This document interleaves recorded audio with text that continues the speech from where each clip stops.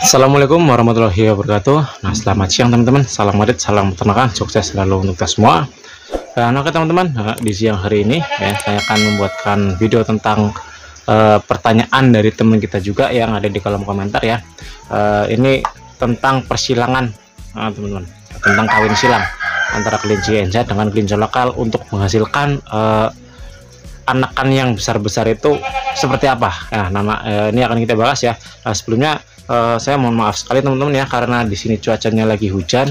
Barangkali suara saya nggak kedengeran atau kurang jelas, nanti tinggal komen aja ya seperti apa yang teman-teman belum paham. Nah, pertanyaan yang tadi saya sebutkan itu antara kelinci NZ dan kelinci lokal teman-teman, atau bisa juga kalian lakukan dengan jenis lain ya, nggak cuma NZ dan lokal tapi bisa dengan jenis lain, misalnya kayak rek dengan lokal, itu nggak masalah teman-teman, karena ini secara garis besar aja teman-teman ya. Jadi bagaimana sih supaya kita mendapatkan hasil anakan yang bagus dari perkawinan silang ya antara kelinci NZ yang notabene berpostur besar ya, dan kelinci lokal yang notabene berpostur kecil teman-teman. Nah, jadi ada beberapa hal yang harus teman-teman pahami ya. Jadi kelinci lokal pun sebenarnya bisa tumbuh besar teman-teman kalau kita memberikan pakan dan perawatan yang baik. Nah, kalau untuk berat normalnya ya, kalau misalkan kayak kita berikan pakan seperti biasa, seperti rumput gitu ya, itu biasanya berkisar antara 1 kilo 8 on sampai 2 kilo setengah. Itu 2 kilo sekolah itu termasuknya sudah paling mentok banget untuk kelinci lokal teman-teman, alias itu paling jumbo ya. Tapi kalau kita berikan pakan yang bagus itu bisa mentok sampai 3 kilo bisa mungkin teman-teman ya. Tapi karena sekarang ini jarang sekali kelinci lokal dengan bobot yang segitu ya, karena biasanya kelinci lokal itu di tempat saya ya dikasihnya pakan rumput aja teman-teman ya. Nah, teman-teman bisa lihat contoh di depan teman-teman semua, ini jenis kelinci lokal teman-teman ya. Bedanya kelinci lokal seperti apa sih? Kalau kelinci lokal itu posturnya kecil ya, bulunya itu kasar teman-teman ya, bulunya kasar dan tebal-tebal, gede-gede gitu ya, dibandingkan dengan jenis NZ. Kalau jenis NZ itu walaupun agak kasar tapi masih dielus itu masih halus teman-teman. Kalau kelinci lokal itu enggak, dielus itu sudah rasa kasarnya. Nah, untuk mendapatkan hasil anakan yang bagus ya, itu teman-teman juga harus memperhatikan kelinci yang harus kita kawinkan itu dengan bobot seperti apa atau dengan postur yang seperti apa. Contoh, kita pilih dengan kelinci lokal terlebih dahulu. Nah, kalau kelinci lokal menurut saya tidak sembarang kelinci lokal itu bisa menghasilkan anakan, walaupun disilangkan itu tidak menghasilkan anakan yang bobotnya lebih besar dibandingkan kelinci lokal pada umumnya, ataupun posturnya lebih besar.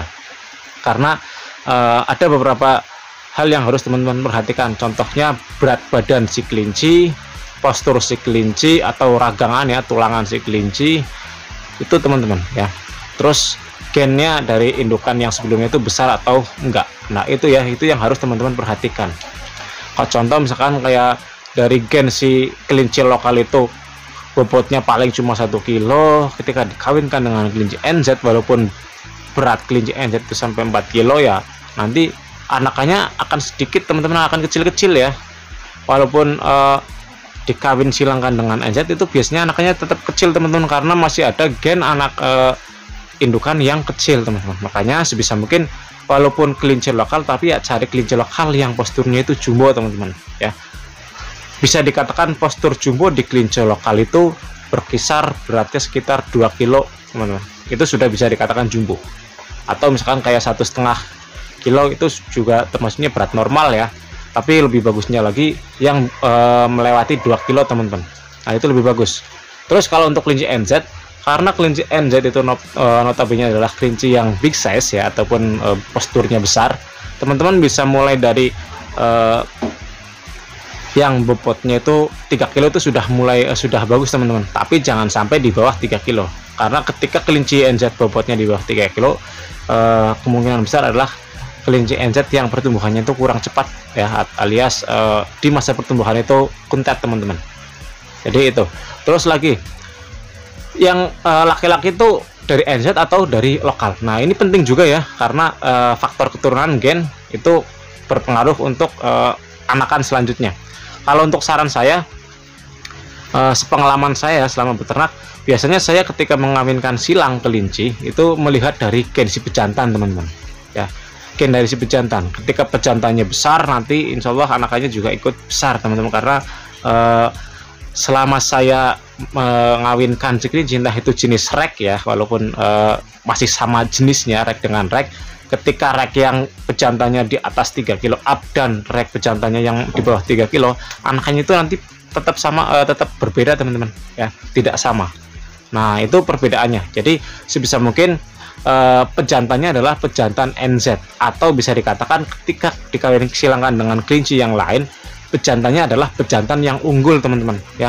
Nah itu rek dengan lokal ya, berarti reknya pejantan yang unggul ya, kalau ingin menghasilkan anakan yang jumbo ya. Jangan betinanya yang besar tapi pejantannya yang besar ya, kalau bisa ya betinanya juga besar.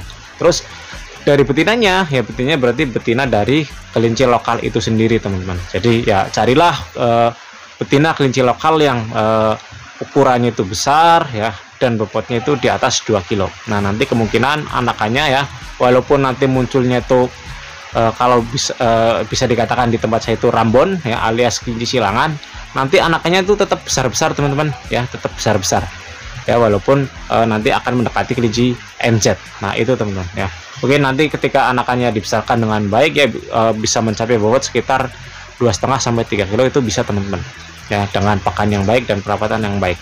Dan mungkin itu teman-teman ya penjelasan dari saya ya, semoga ini bisa menjawab pertanyaan dari teman kita yang tanya di kolom komentar. Dan mungkin cukup sekian ya, barangkali ada yang bingung tanyakan aja kolom komentar lagi ya, insya Allah akan saya jawab. Sekian, wassalamualaikum warahmatullahi wabarakatuh.